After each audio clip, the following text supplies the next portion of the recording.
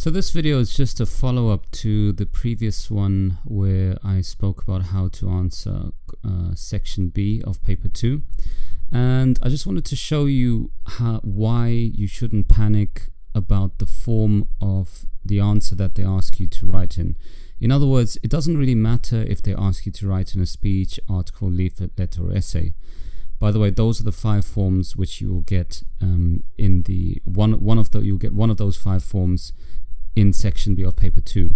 And I wanted to show you why that doesn't really matter.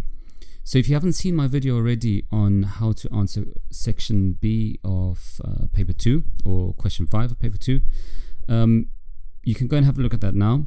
But this is the same sample answer which I've used. So the answer which I gave was, should homework be history? And this is in response to a sample question of AQAs about whether or not homework has any value still.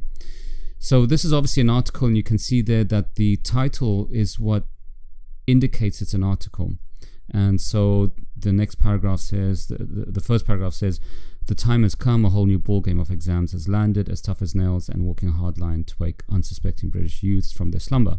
Okay, so you can have a look at the rest of the essay. I'll just scroll through it fairly slowly for you.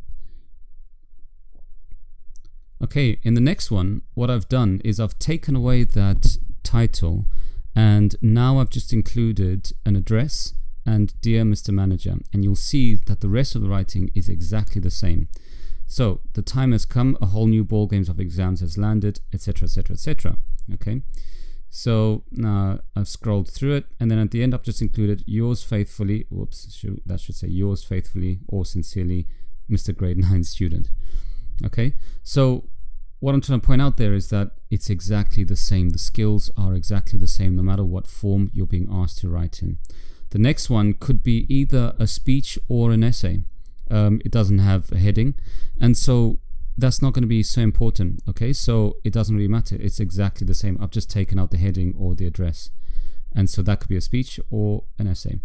And then the next one, I've kept the heading, but I've included subheadings, and I've also included some bullet points. So you can see here the subheadings, more homework. And by the way, that paragraph then goes on to explain, well, I'll read it for you. There can only be one result in my analysis, more homework, more homework, more homework. Did we mention there'll be more homework? And then the next one, new battle, homework is outdated, innovative solutions, and I've just included some of the solutions there which I suggest, but they're exactly the same as they were in the previous answer, in the original answer. I've just changed them to bullet points, and that's all that it takes for the form of your answer. So don't worry about that. Just focus on your skills. Just focus on the linguistic devices, your structural techniques, and the general clarity of your writing. Just focus on your vocabulary. Don't worry about the form.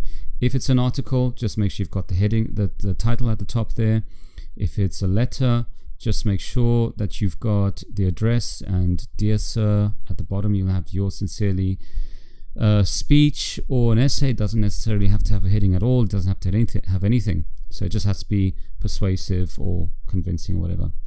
And then your leaflet, just make sure you've got your subheadings in there, and you can use things like bullet points as well. And that's the main difference. I hope this helps, and if you find this useful, please subscribe.